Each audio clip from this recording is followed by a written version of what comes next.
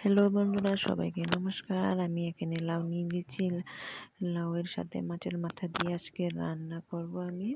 তারপরে এখানে আমি চামড়াগুলো সব ফেলে নিয়েছি লাউয়ের। তারপরে এখানে আমি লাউ কেটে নিচ্ছি কুচি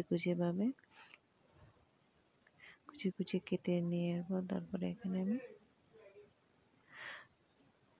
তোমরা কে কে মাছের মাথা দিয়ে লাউ দিয়ে কে খাও আমাকে অবশ্যই কমেন্ট করে জানিও। তারপরে আমি এখানে ধুয়ে নিয়েছি। ধোয়ার পর তারপরে এখানে আমি মরিচ পেঁয়াজ নিচ্ছি। এখানে আমি মরিচ কেটে দিয়ে দিচ্ছি। আমি এখানে পেঁয়াজও কেটে নিয়েছি। তারপরে এখানে আমি দিয়ে দিব হলুদ, জিরা, লবণ সব কিছু দিয়ে দিব। তারপরে আমি এখানে কড়াই বসিয়ে দিয়েছি। এখানে পেঁয়াজ দিয়ে দিয়েছি, কাঁচা লঙ্কাও দিয়ে দিয়েছি। তারপরে লাল লাল করে বেজে তারপরে সবজিগুলোকে আমি দিয়ে দিব। তারপরে এখানে আমি সবজিগুলোকে দিয়ে দিয়েছি এখানে।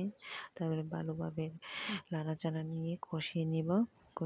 তারপরে এখানে আমি ঢাকনা দিয়ে দিয়েছি। ঢাকনা দেওয়ার পর 5 মিনিট মতন ঢাকনা তুলে দিচ্ছি। তারপরে আবার নাড়াচাড়া করে নিব কষিয়ে ভালোভাবে।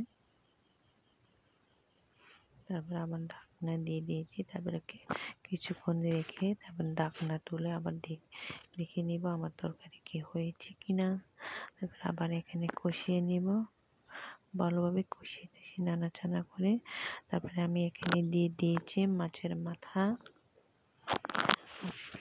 মাছের মাথাকে আমি দিয়ে তারপরে ভেঙে দিয়েছি। ভেঙে দিয়ে তারপরে এখানে আমি নাড়াচাড়া করব। নাড়াচাড়া করে তারপরে আবার ঢাকনা দিয়ে রেখে দেব। ঢাকনা দিয়ে রেখে নিয়ে তারপরে আবার ঢাকনা তুলে দেখছি আবার নাড়াচাড়া করে এখানে ধনিয়া পাতা দিয়ে দিব। আমি এখানে ধনিয়া পাতা কুচি কেটে আমি দিয়ে দিয়েছি এখানে। তারপরে এখানে নাড়াচাড়া করে কষিয়ে নিয়ে তারপরে কিছুক্ষণ রেখে নামিয়ে নিব আমি। আজকের জন্য এতটুকু ভিডিও। সবাইকে